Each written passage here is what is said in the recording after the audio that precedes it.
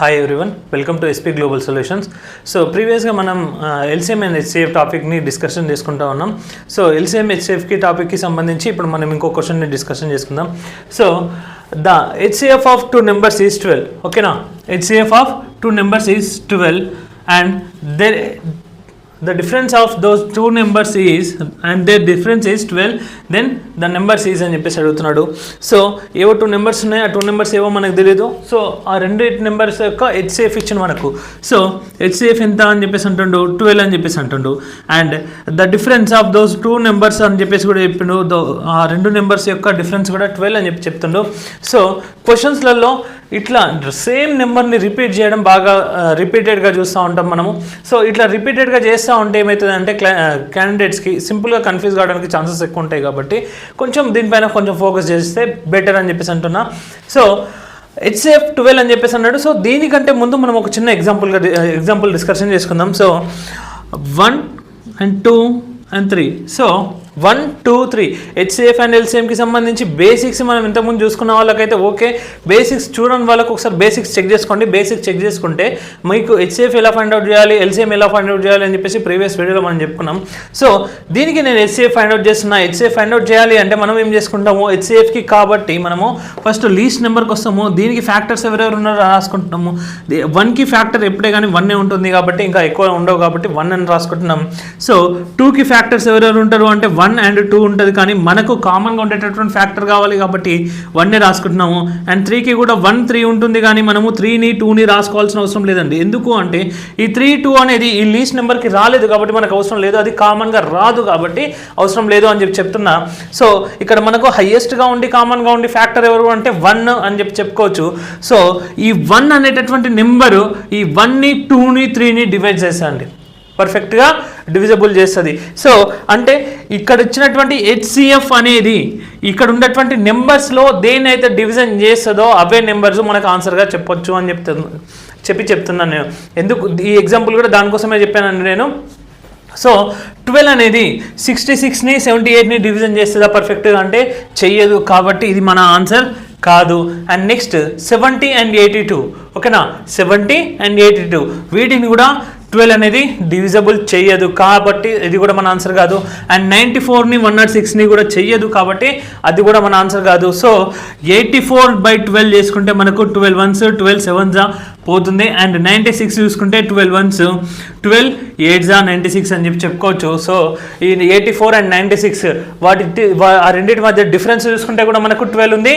And HCF చూసుకుంటే కూడా మనకు 12గా చెప్పుకోవడం జరుగుతుంది. సో మన ఆన్సర్ ఏంటి అంటే ఆప్షన్ డిగా మనం చెప్పుకోవచ్చు అండి. అంటే క్వశ్చన్ని సింప్లిఫై చేసుకోవడం బెటర్ ఆప్షనే. కాకపోతే మనకు ఆప్షన్స్లో ఇట్లాంటి డైరెక్ట్ క్వశ్చన్స్ ఎప్పుడైనా ఉన్నప్పుడు క్యాలిక్యులేషన్ పార్ట్కి ఎక్కువ పోకుండా మనం ఇట్లా ఆప్షన్స్ చూసి ఆన్సర్ని కనిపెడితే మనకు టైం చాలా సేవ్ అవుతుందండి. ఇదే మోడల్లో ఇంకో క్వశ్చన్ ఎక్స్ప్లెయిన్ చేసుకుందాం, రైట్? సో క్వశ్చన్ ఏంటి అంటే the LCM of two numbers is 48. Okay, the LCM of two numbers is 48 అని చెప్పేసి అంటుండు. The numbers are in the ratio of 2:3. ఓకేనా, right? The numbers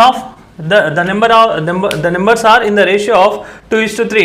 the sum of the numbers is అని చెప్పేసి అడుగుతుండు. ఇంతకుముందు క్వశ్చన్లో మనం ప్రీవియస్గా డిస్కషన్ చేసుకున్న క్వశ్చన్లో ఏమి ఇచ్చిండు, హెచ్సిఎఫ్ ఇచ్చిండు అండ్ డిఫరెన్స్ ఇచ్చిండు. డిఫరెన్స్ ఇచ్చి ఆ నెంబర్స్ ఏటివో ఫైండ్ అవుట్ చేయండి అని చెప్పేసి అన్నాడు. బట్ ఇక్కడ ఏం చేస్తున్నాడు, ఎల్సిఎం ఇస్తున్నాడు మనకి ఈ క్వశ్చన్లో. The LCM of two numbers is 48. The numbers are in the ratio of 2:3. The sum of the numbers is అని చెప్పేసి అంటుండు. సో మనం ఏం చేస్తాం సార్ అంటే ఇక్కడ 2:3 రేషియోలో ఉన్నాయి అని చెప్పేసి అన్నాడు. ఓకే, 2:3 రేషియోలో ఉన్నాయి. And the LCM of those two numbers is 48 అని చెప్పేసి అంటుండు. ఓకేనా, the LCM of those two numbers is 48 అని చెప్పేసి అంటుండు. సో మనం ఏం చేస్తున్నాం సార్ ఇక్కడ అంటే నెంబర్స్ ఏమి ఉన్నాయో మనకు తెలీదు. So the sum of the numbers is అని చెప్పేసి అంటుండు. So some of those numbers is అంటే 2:3 రేషియోలో అన్నాడు. సో 6 పార్ట్స్ అండి, అంటే 2 into 3 ఈ రెండింటికి ఎల్సిఎం ఫైండ్ అవుట్ చేసుకుంటున్నాం మనము. సో ఈ రెండింటికి ఎల్సిఎంని ఫైండ్ అవుట్ చేసుకుంటే అంటే ఇవి రెండు కూడా ప్రైమ్ నెంబర్స్ కాబట్టి ఎల్సిఎం ఎంత వస్తుంది సార్ అంటే 6 వస్తుంది. ఓకేనా, ఈ రెండు కూడా ప్రైమ్ నెంబర్స్ 2 and 3 రెండు కూడా ప్రైమ్ నెంబర్స్ కాబట్టి వాటి ఎల్సిఎం ఎంత వస్తుంది సార్ అంటే 6 వస్తుంది. అంటే మనము రేషియోలో ఉన్నప్పుడు డైరెక్ట్ ఆ నెంబర్స్ని వాడు మల్టిప్లై చేస్తా పోతాడండి అంతే, ఇంకా దానికంటే ఎక్కువ ఏం చేయడు. సో ఈ రెండింటి యొక్క ఎల్సిఎం ఎంత అంటే 6 అని చెప్పుకోవచ్చు. సో 6 అనేది 48గా ఇంక్రీజ్ అవుతుంది. ఎందుకు సార్ ఇంక్రీజ్ అవుతుంది అంటే మనకు రేషియో ఇచ్చిన అక్కడ తప్పిస్తే మనకు నెంబర్స్ ఇవ్వలేడు కాబట్టి మనకు అది అంతగా ఇంక్రీజ్ అయింది అని చెప్పుకోవచ్చు. So then the sum of those 2 numbers అన్నాడు. సో ఎల్సిఎం తీసుకుంటే 6 పార్ట్స్ అవుతుంది, మరి సమ్ తీసుకుంటే మనకి ఎంత అవుతుంది 2:3 రేషియోలో ఉన్నటువంటి నెంబర్సే. ఇక్కడ నేను అదే రేషియో తీసుకున్నా అండ్ ఇక్కడ కూడా అదే రేషియో తీసుకుంటున్నా, కాకపోతే ఇక్కడ నేను ఎల్సిఎం తీసుకుంటున్నా, ఇక్కడ ఏం చేస్తున్నా అంటే the sum of those 2 numbers అన్నాడు. సో వాడే చెప్పిన మనకు the sum of those 2 numbers అని చెప్పేసి అన్నాడు కాబట్టి నేను సమ్ తీసుకుంటున్నా. ఎవరి సమ్ తీసుకుంటున్నా అంటే 2:3 రేషియోలో ఉన్నటువంటి 2 నెంబర్లు ఉన్నాయి కదా, ఆ 2 నెంబర్స్ యొక్క సమ్ తీసుకుంటున్నా. ఆ సమ్ ఎంత అంటే 5 పార్ట్స్ అండి. సో 6 పార్ట్స్కి 48 రూపీస్, 48 అయినట్లయితే 5 పార్ట్స్కి ఎంత అంటే మనం 40గా చెప్పుకోవచ్చు. సో సార్ ఇది ఎట్లా చెప్పినావు సార్ అంటే 6 అనేది ఇంటూ 8 టైమ్స్ ఇంక్రీజ్ అవుతుందండి. ఇక్కడ 6 అనేది 8 టైమ్స్ ఇంక్రీజ్ అవుతుంది. సో 5ని కూడా 8 టైమ్స్ మనం మల్టిప్లై చేసుకుంటే మనకు ఆన్సర్ 40గా మనం కన్సిడర్ చేసుకోవచ్చు అండి. సో ఇది ఎల్సిఎం అండ్ హెచ్సిఎఫ్కి సంబంధించినటువంటి క్వశ్చన్స్. నెక్స్ట్ వీడియోలో మనం ఇంకా మంచి క్వశ్చన్స్ డిస్కషన్ చేసుకుందాం. Thank you.